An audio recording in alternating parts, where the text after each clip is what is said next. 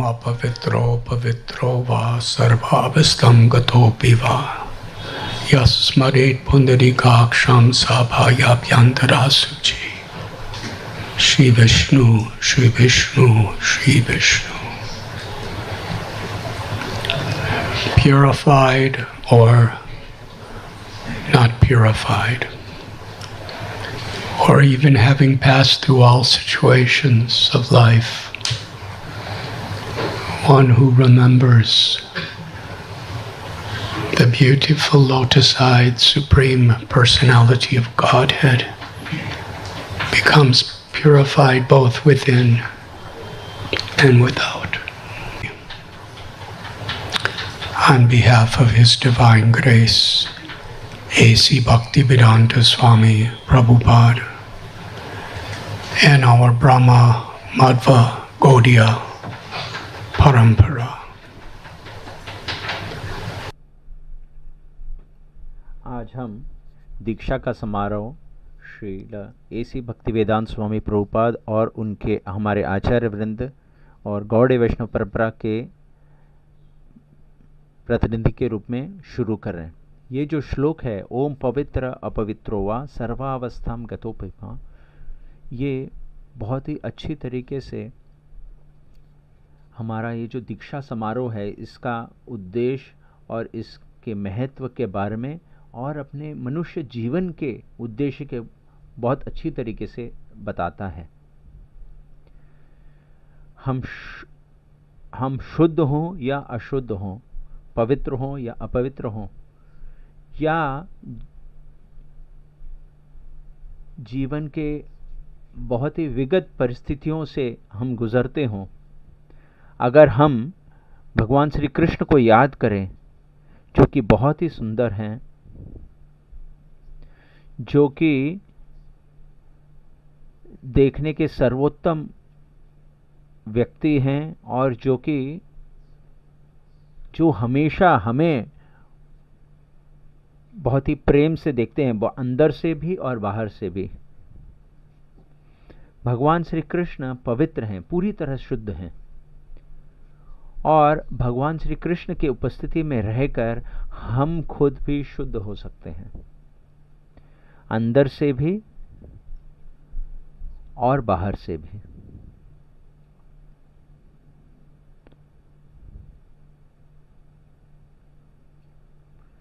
शुद्धिकरण ये बहुत ही महत्वपूर्ण विषय है आज के इस दुनिया में, क्योंकि हम देखते हैं कि कितने अलग अलग प्रकार के अशुद्धता हैं, क्योंकि बीमारी हो और खुशी और खुशहाली को प्राप्त करने के मार्ग में ये अशुद्धता बहुत सारे अड़चन तैयार करती है।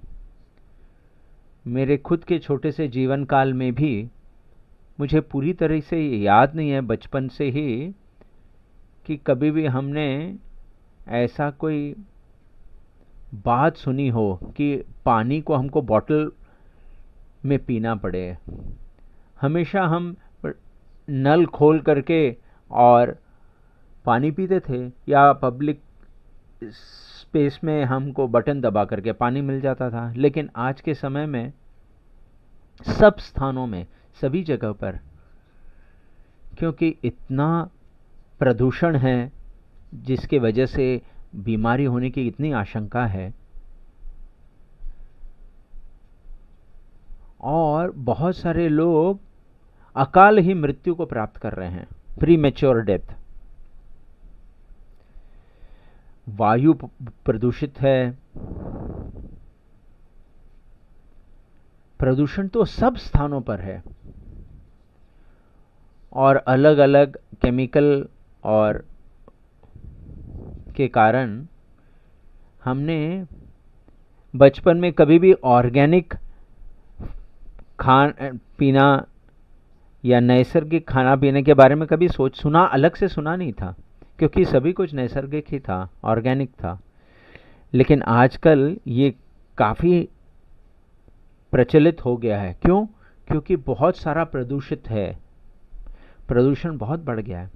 और संबंधों में भी अगर हम देखें जब संबंधों में प्रदूषण हो या धोखा हो या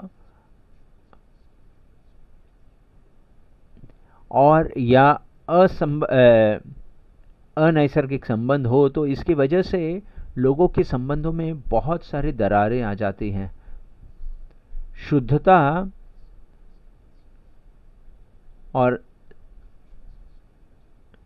ये एक कल्चर्ड या सांस्कृतिक समाज का, खासकर ब्राह्मणों के समाज का एक बहुत ही महत्वपूर्ण अंग है। शुद्धता या शौचम को स्वीकार करना ये स्वाभाविक है मनुष्य जीवन में, और इसके साथ साथ मन को भी शुद्ध करना, हृदय को शुद्ध करना, ये सिर्फ हम फिल्टर लगा के नहीं कर सकते। इसके लिए हमें जो सर्वोच्चम शुद्ध हैं उनके संपर्क में आना पड़ेगा। भगवान श्री कृष्ण की सुंदरता, उनके मधुरता, उनका प्रेम, उनका कृपा, ये परम शुद्ध है। और भगवान श्री कृष्ण को याद करने के मात्र से हम उनकी उपस्थिति में आ जाते हैं। भगवान श्री कृष्ण पूर्ण पुरुषोत्तम है, परम सत्य है। जब हम भगवान श्री कृष्ण के बारे में सुनते हैं एक खुले हृदय से, तो हम भगवान के उपस्थिति में आ जाते हैं। जब हम उनकी शब्दों का श्रवण करते हैं भगवत गीता से, भगवान श्री कृष्ण हमसे बोल रहे हैं। जब हम भगवान के सुंदर रूप का दर्शन लेते हैं, श्री श्री राधा गोपीनाथ जी का उनके ही मंदिर में, तो वो भी हमें देख रहे हैं और हम भी उन्हें देख पा रहे हैं। वो तो हमेशा हमको देखते हैं, लेकिन जब वो विग्रह स्वरूप में अवतरित होते हैं, ये उनके कृपा का पराकाष्ठा है। और उनको हम सेवा के माध्यम से देख सकते हैं।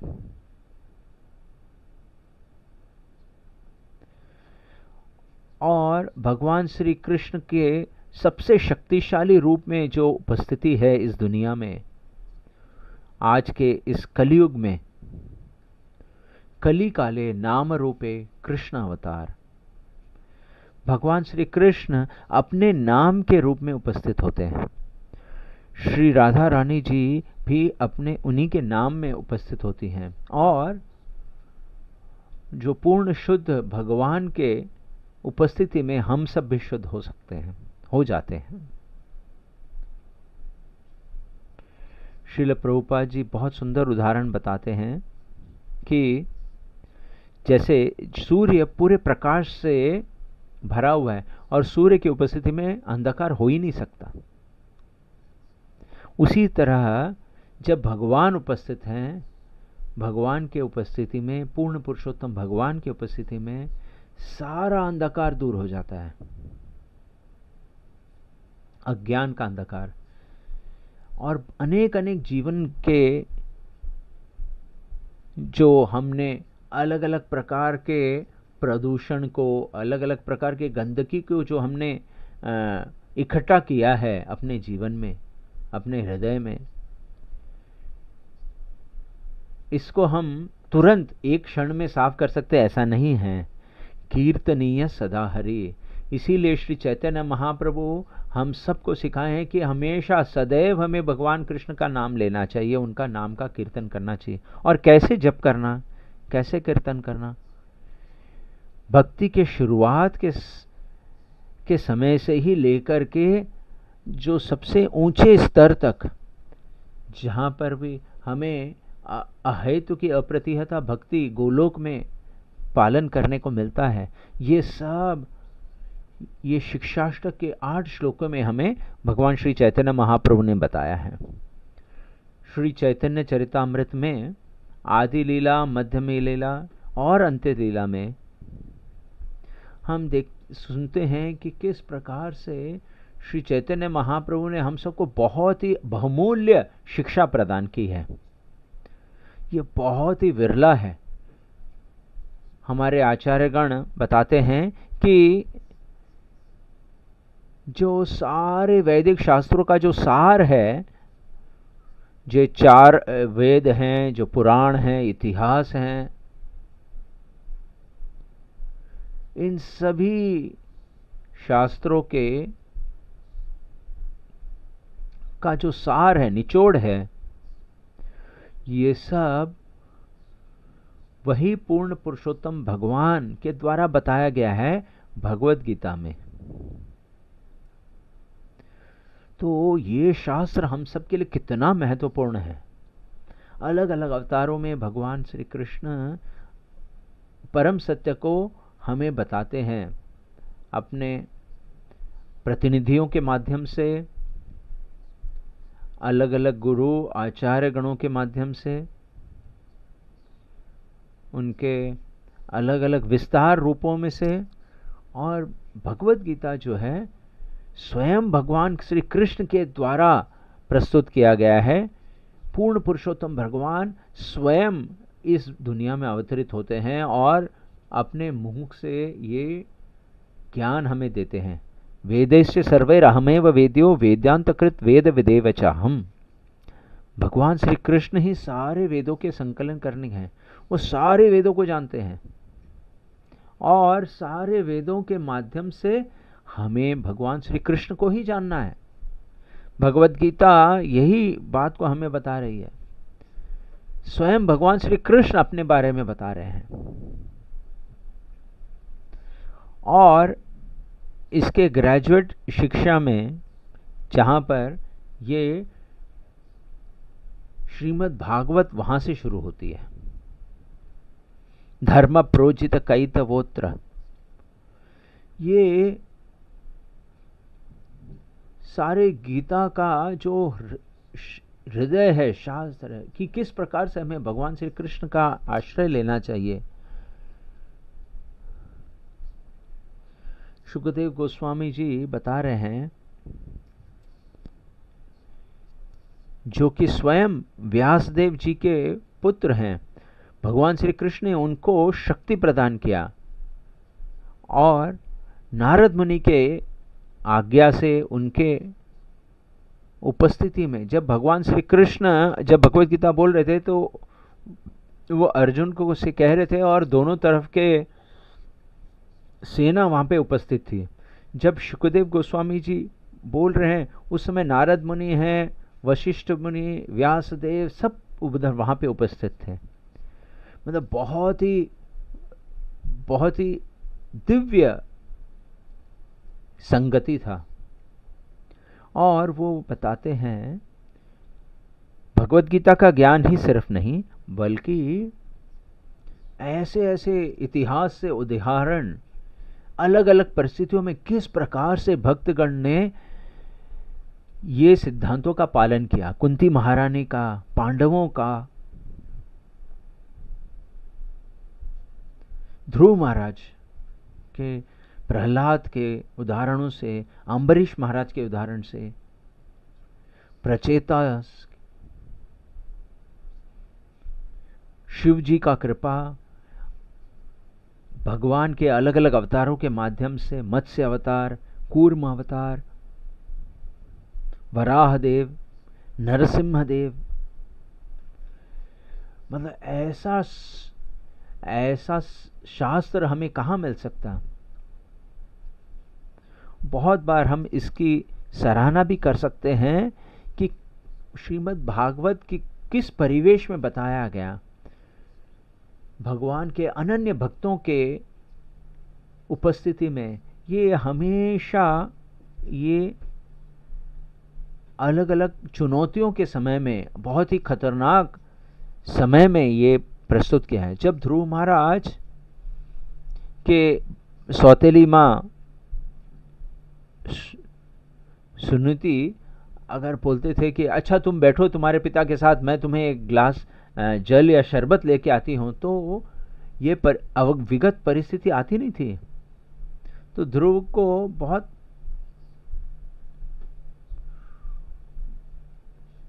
ध्रुव महाराज ने बहुत ही तकलीफ के समय में भगवान का आश्रय लिया।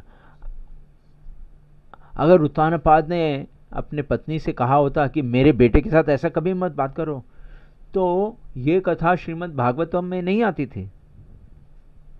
लेकिन ध्रुव महाराज ने,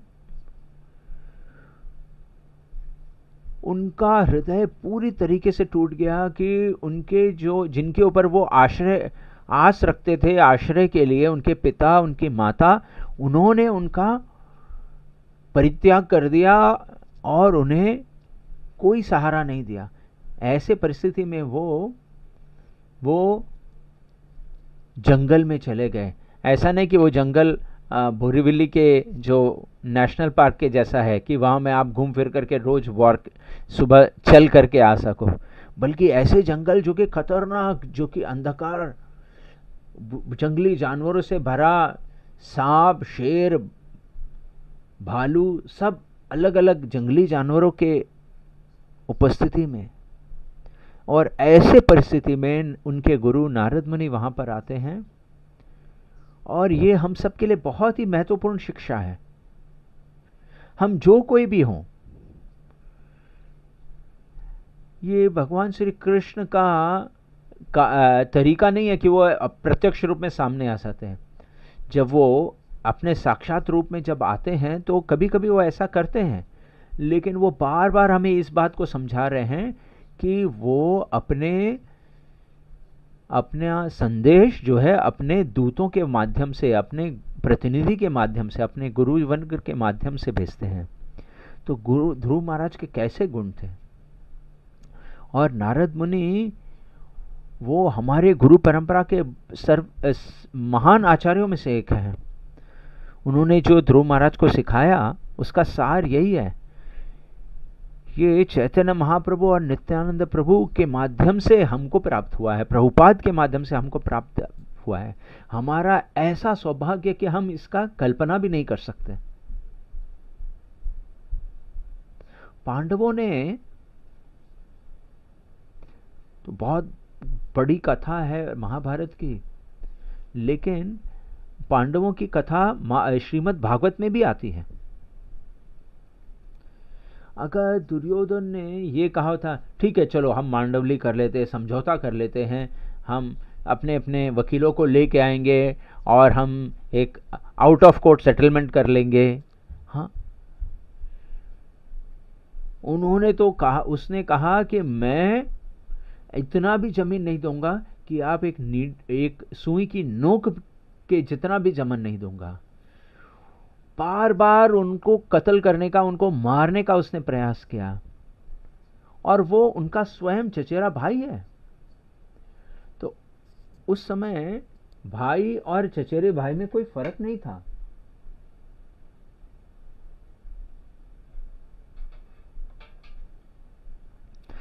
और परीक्षित महाराज, अगर श्रृंगी ने कहा होता अरे ये क्षत्रिय लोग ऐसे कुछ पागलपन कर देंगे तो इसके बारे में कौन चिंता करेगा, छोड़ दो यार, हम अपना कार्य करेंगे, तो ये कथा भागवत में नहीं आती थी। और छोटा सा प्रहलाद, नन्हा प्रहलाद, अगर हिरण्यकशिपु ने कहा कि आपका सबसे अच्छा ज्ञान क्या है, और प्रहलाद ने कहा कि आप जंगल में जाओ और भगवान श्री कृष्ण का आश्रय लो, क्योंकि आप एक अंधे कुएं में फंसे हो, इसीलिए आप भ्रमित हो गए हो। वो 5 साल का बालक था।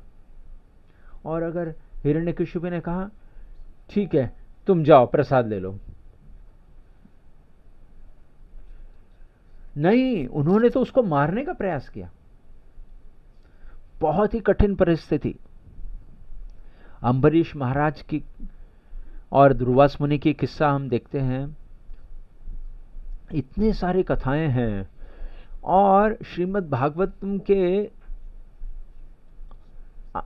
अंत में 9वें स्कंद में श्री रामचंद्र जी की कथा थी, और उससे भी ऊपर जाते हैं। श्री राधा और कृष्ण का अवतरण जब होता है कि वो जो सनातन, जो नित्य लीला है, उसको हम सबको बताने के लिए कैसे भगवान श्री कृष्ण अपने भक्तों के साथ, अपने शुद्ध भक्तों के साथ में अपने अलग अलग शक्तियों के माध्यम से, हलादिनी शक्ति श्रीमती राधा रानी और उनके विस्तार रूप में गोपियां, इन सब के साथ किस प्रकार वो प्रेम का आदान प्रदान करते हैं। और उन सारे जीव जो कि हमेशा भगवान के साथ नित्य लीलाओं में उनके साथ नाचते गाते खेलते कूदते रहते हैं। श्री नरसिंहदेव जी की शक्ति ये भगवान श्री कृष्ण के सुंदरता का एक छोटा सा अंश है, उनका प्रेम का एक छोटा सा अंश है उनके भक्तों के प्रति।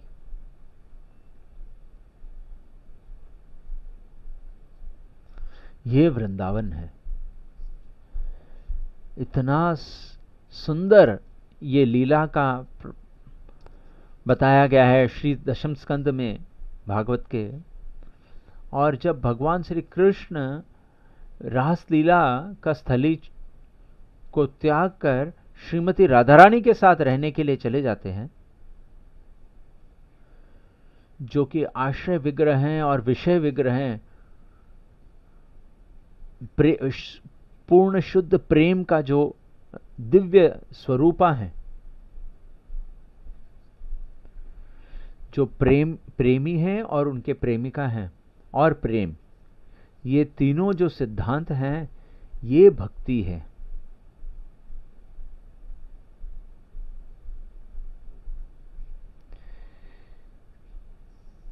भगवान श्री कृष्ण किस प्रकार से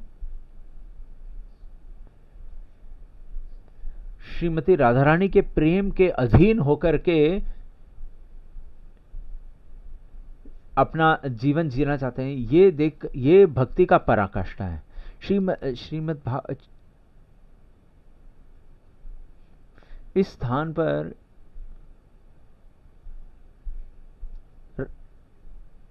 राधा कृष्ण प्रणय विकृति आह्लादिनी कस्मात्, यहां से चैतन्य लीला चाहता है।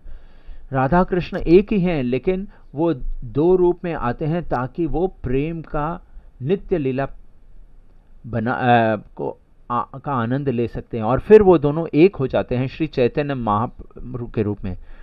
राधा भाव द्युति सुललितम नौमि कृष्ण स्वरूपम। भगवान श्री कृष्ण जिनके हृदय में महाभाव है, श्रीमती राधा रानी का प्रेम का महाभाव है,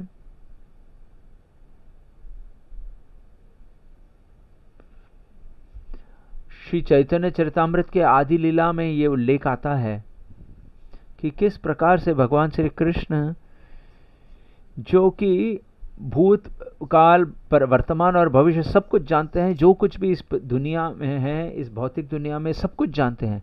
अहम सर्वस्य प्रभवो मत्तः सर्वम प्रवर्तते। सारे जो दिव्य धाम हैं वो सब उनसे ही बाहर विस्तरित होते हैं। लेकिन वो भगवान वो जानना चाहते हैं कि श्रीमती राधा रानी कौन से आनंद की अनुभूति करती हैं।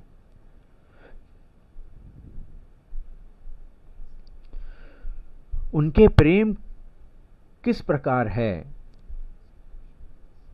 इसलिए भगवान श्री कृष्ण स्वयं अवतरित होते हैं।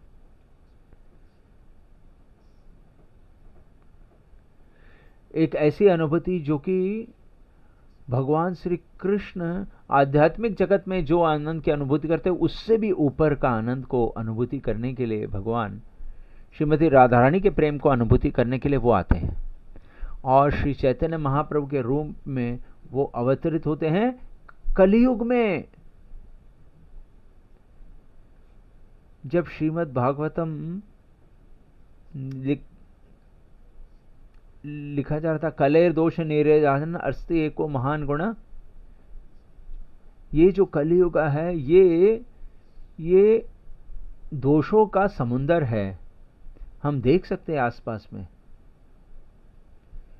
सारे अलग अलग लड़ाई झगड़े, जो कि प्रदूषण, जितना करप्शन, धोखाधड़ी, कितने सारे चिंताएं, इतने सारी बीमारियां, इतना हम कुछ भविष्य के बारे में सोच भी नहीं सकते हैं क्या होगा, लेकिन एक बहुत बड़ा आशीर्वाद है इस कलयुग में कि सिर्फ और सिर्फ भगवान श्री कृष्ण का, भगवान का नाम जप करने से सिर्फ हमें मुक्ति ही नहीं, हमें जीवन के मुक्ति का जो सर्वोच्च स्थिति है, भक्ति को हम प्राप्त कर सकते हैं।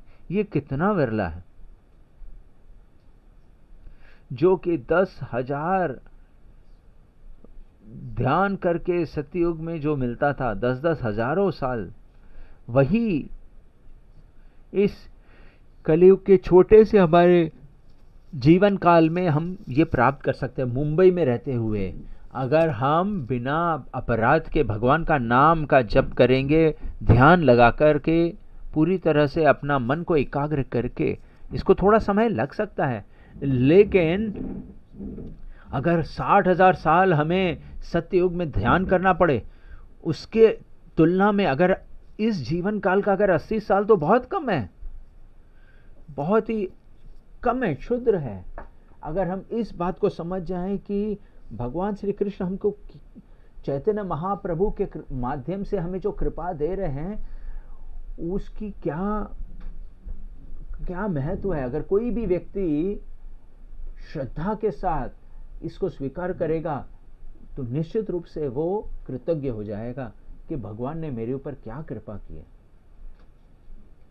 और जब श्री चैतन्य चरितामृत में ऐसे अनेक अनेक कथाएं हैं, घटनाएं हैं, कैसे श्री चैतन्य महाप्रभु ने अपने ही भक्त के एक किरदार निभाते हुए हमें भक्ति कैसे करना सिखाते हैं, और अपने नित्य पार्षदों को लेके आते हैं, नित्यानंद प्रभु को लेके आते हैं, जो कि स्वयं बलराम जी हैं।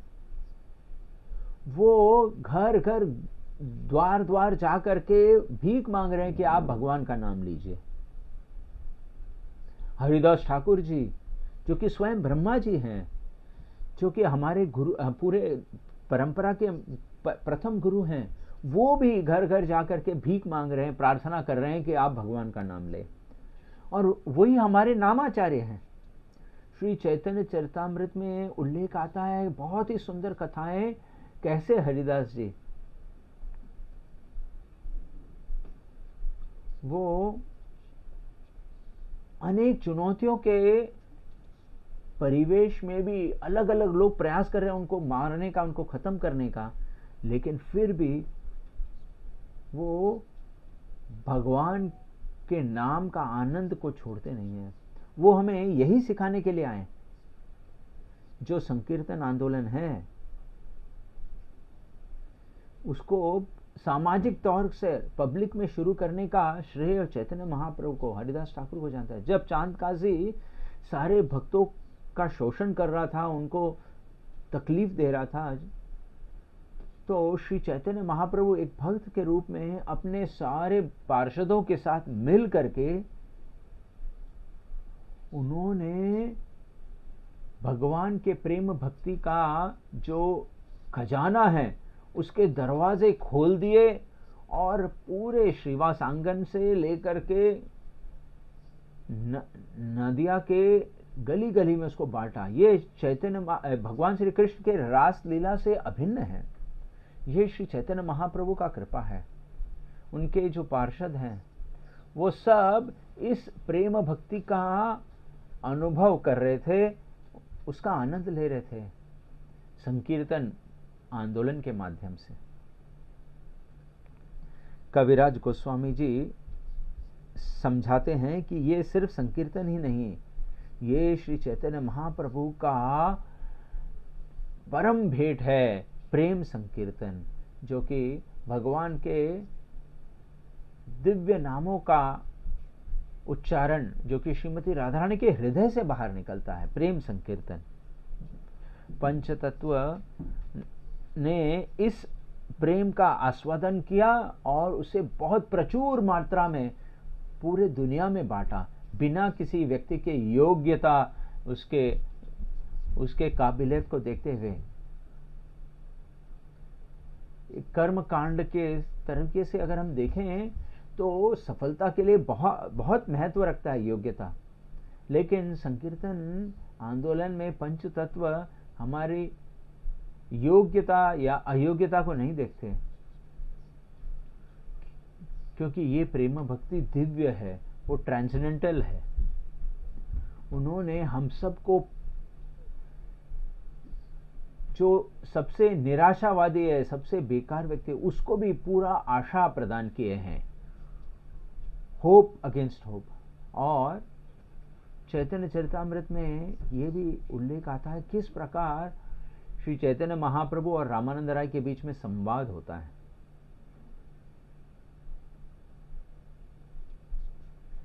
जहां पर भगवान श्री कृष्ण और श्रीमती राधा रानी के सबसे गहरे प्रेम के बारे में चर्चा हो रही है। प्रयागराज में श्री चैतन्य महाप्रभु रूप गोस्वामी जी को शिक्षा प्रदान करते हैं। वाराणसी में वो सनातन गोस्वामी जी को शिक्षा प्रदान करते हैं। बहुत सुंदर शिक्षाएं हम सबको उनके माध्यम से प्रस्तुत किया गया है।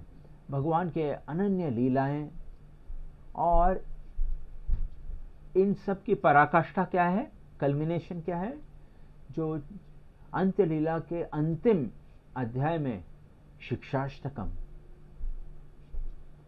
श्री चैतन्य महाप्रभु व्यक्तिगत रूप से उन्होंने अपने खुद से ये 8 श्लोकों को निर्माण किया। इन 8 श्लोकों में क्या है, हर दिन हम इसका जाप करते इसका, लेकिन इससे हमको क्या सिखाया जा रहा है, हम कितने हद तक हम इसको स्वीकार करने को तैयार हैं, कितना रिसेप्टिव है।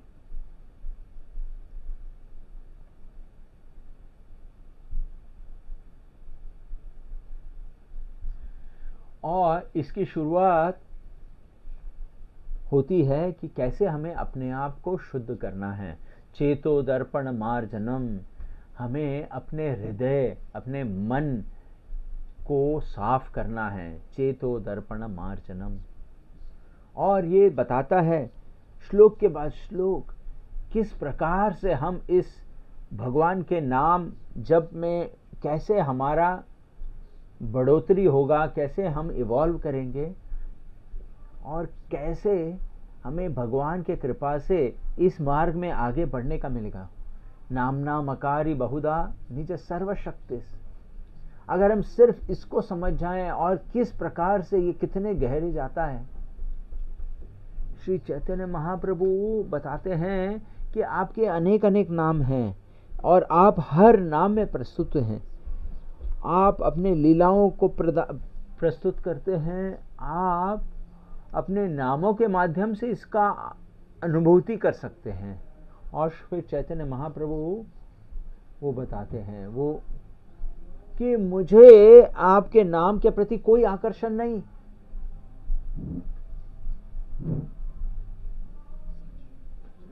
इतनी नम्रता। और अगला स्टेप में तृणादपि सुनीचे न, हमें अपने आप को तृण से भी अधिक नम्र समझना पड़ेगा। एक पेड़ से भी ज्यादा सहिष्णु, अन्यों को आदर सम्मान दे करके अपने लिए कुछ आदर की अपेक्षा न करना। इस भौतिक दुनिया में लोग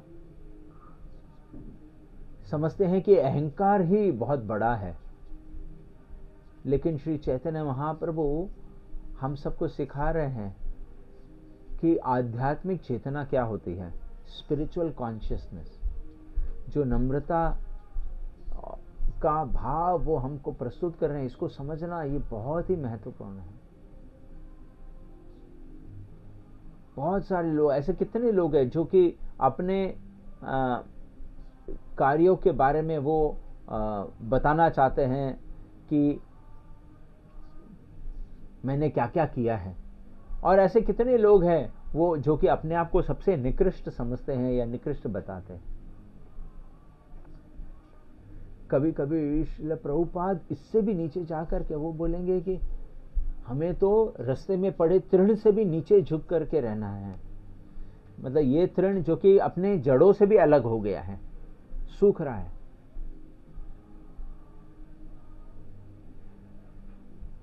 हरि बोल।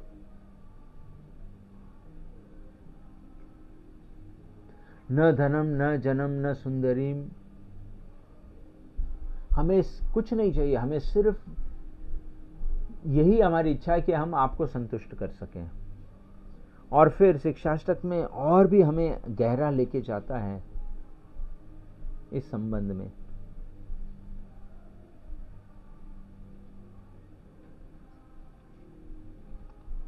अनकंडीशनल लव, यानी अहेतुकी प्रेम।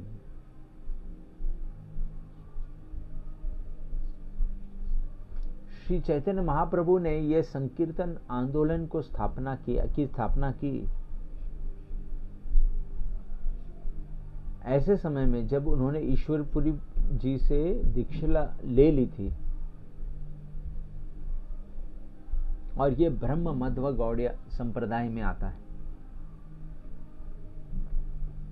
ब्रह्मा जी, नारद मुनि, मध्वाचार्य, व्यासदेव मध्वाचार्य जी और माधवेंद्रपुरी जी, उनके ऐसे महान उनके शिष्य थे, बहुत ही पंडित। लेकिन श्री चैतन्य महाप्रभु ने ईश्वरपुरी जी से शिक्षा प्राप्त करना स्वीकार किया। ऐसा नहीं कि उतना ही उनको मालूम था, लेकिन उनका जो गुण है नम्रता का, जब मेरे गुरु माधवेंद्रपुरी जी अब शरीर छोड़ने वाले हैं,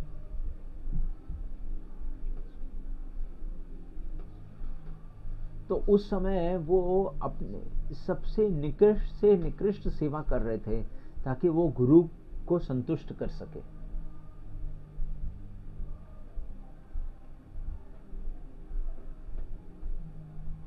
माधवेंद्रपुरी जी के शौच के बाद उस जगह को साफ करना, जब वो अपने गुरु महाराज रो रहे थे कि मेरे कृष्ण कहाँ हैं, मुझे कृष्ण का संग कैसे मिलेगा, उस समय वो उनके लिए बहुत सुंदर भजन गाते थे, उनके गुरु को आनंद देने के लिए पूरे श्रद्धा के साथ वो गाते थे।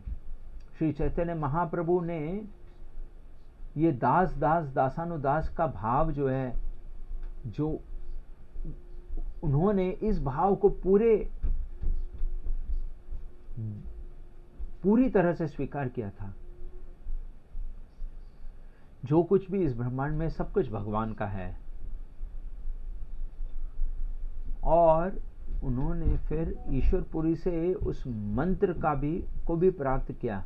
उनके चरणों में सेवा करते हुए, उनके लिए साफ सफाई करके, उनके लिए सबसे निकृष्ट से निकृष्ट सेवा करने के लिए वो हमेशा तत्पर रहते थे। और फिर उन्होंने उनसे आज्ञा प्राप्त की कि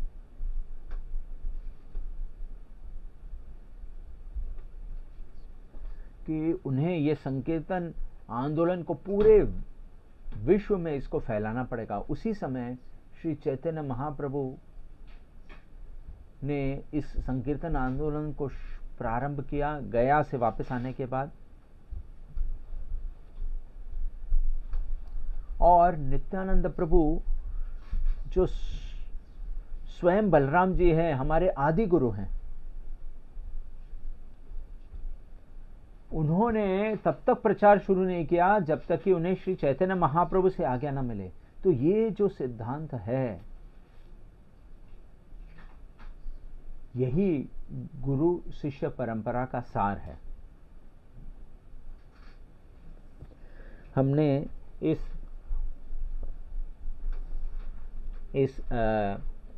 दीक्षा समारोह का प्रारंभ जो है मंगलाचरण से किया, जहां पर कि हम श्रील प्रभुपाद जी बताते हैं कि नमः, इस शब्द का अर्थ क्या है।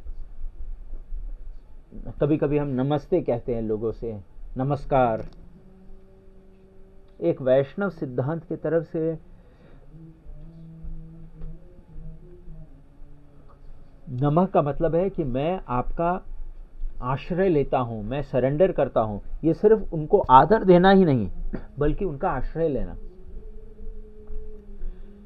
तो हम अपने कृतज्ञता को व्यक्त कर रहे हैं, अपना आदर को व्यक्त कर रहे हैं, और इन सारे आचार्यों के सामने हम नतमस्तक होकर उनका आश्रय ले रहे हैं, उनका शरण ले रहे हैं, और भगवान के और गुरु परंपरा के दिव्य गुणों को ध्यान में रखते हुए उनका सहारा ले रहे हैं।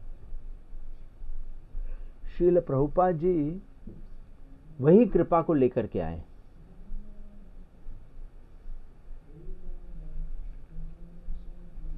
और भगवान श्री कृष्ण ने उनको इतने अलग अलग कठिनाइयों से, इतने विगत परिस्थितियों से क्यों गुजारा?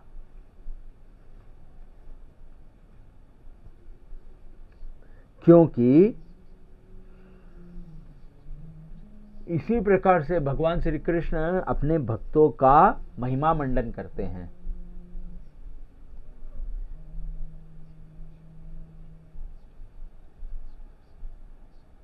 हमें महाजनों ये न कथा सपंता, किस प्रकार से महाजनों के पद चिन्हों पर चलना है, ये हमें बताते हैं। आज का ये जो दीक्षा समारोह है, ये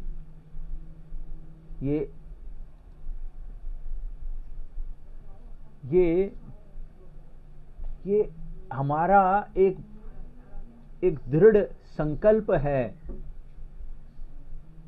को व्यक्त करता है कि हम अपने आचार्य गणों के द्वारा बताए गए मार्ग पर हम चलेंगे और उनकी सेवा करेंगे। जब श्रील प्रभुपाद जी को ये पूछा गया कि हम किस प्रकार से अपने कृतज्ञता को व्यक्त कर सकते हैं, किस प्रकार से हम अपने ऋण को वापस कर सकते हैं, तो श्रील प्रभुपाद ने कहा, बहुत ही आसान तरीके है, बहुत ही दिव्य है ये बात, कि हम इसको स्वीकार करें और अन्यों के साथ बांटें। लेकिन माया हमारी बहुत परीक्षा लेगी, और इसीलिए ये बहुत महत्वपूर्ण है कि हम भक्तों के समूह में रहे, और जो कि पूरी तरीके से भक्ति के इस भेंट को, इस उपहार को स्वीकार करने के लिए और उसका प्रचार करने के लिए पूरी तरीके से कटिबद्ध हैं। तो दीक्षा समारोह में हम कटिबद्धता स्वीकार करते हैं कि जब हम श्रद्धा के साथ हम गुरु परंपरा के संपर्क में आते हैं तो हमें आनंद तो प्राप्त होता है, साथ ही साथ दीक्षा के माध्यम से हम पूरे जीवन काल के लिए अपने कटिबद्धता को व्यक्त करते हैं और ये शपथ लेते हैं। मैं कॉन्ग्रेचुलेट करता हूं, आप सबको बधाई देता हूं। हमारे संस्थापक आचार्य श्रील एसी भक्तिवेदांत स्वामी प्रभुपाद और हमारे सारे आचार्यगण, और हमने उनके बारे में बहुत सारी कथाएं सुनी हैं, किस प्रकार से उनका कृपा, उनका प्रेम, उनका जो दिव्य ज्ञान है, हर कुछ हमको उपलब्ध रहेगा जिस प्रकार से हम उसको स्वीकार करने के लिए तैयार हो जाएं। हमें सिर्फ सेवा करनी है।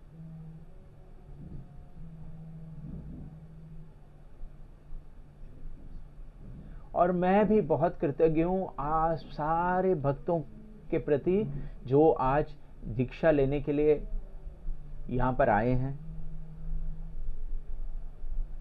क्योंकि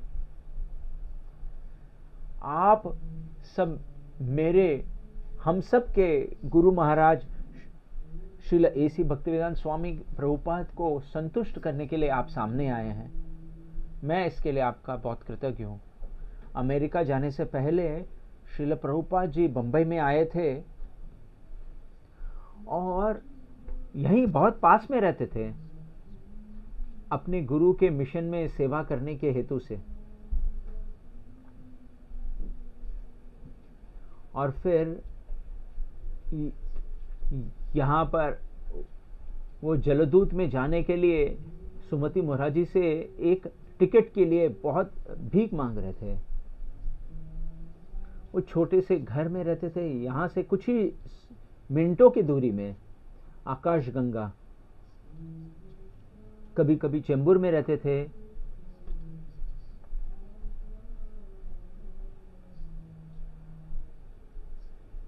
कभी सी पैलेस होटल में उनको छोटा सा कमरा दिया गया था। वैसे तो देखा जाए उनका कोई घर ही नहीं था। और अब हम देखते हैं कि हम आप सब मिल करके प्रभुपाद जी के जो हृदय की इच्छा है उसको आप पूर्ण करने के लिए आगे आए हैं। ये सब मेरे लिए, मेरे कल्पना के बाहर है कि आप सब मुझे मौका दे रहे हैं कि मैं आपकी सेवा कर सकूं, कि आप लोग प्रभुपाद की सेवा में लग सके। श्रील प्रभुपाद जी हमेशा हमसे कहते थे कि आप सब जो हैं, हम सब से कहते थे कि आप लोग मेरे गुरु के प्रतिनिधि के रूप में हो, आप लोग आए हो, मेरे गुरु के द्वारा आप भेजे गए हो। अगर हम सिर्फ इस बात को, ये जो वैष्णव भावना है, इसको, इस नम्रता को अगर हम स्वीकार कर लें तो हम कितने लोगों का हृदय को हम परिवर्तित कर सकते हैं और उन्हें भगवान का नाम जप करने के लिए प्रोत्साहित कर सकते हैं। हरे कृष्णा कृष्ण कृष्ण हरे हरे, हरे राम राम राम हरे हरे।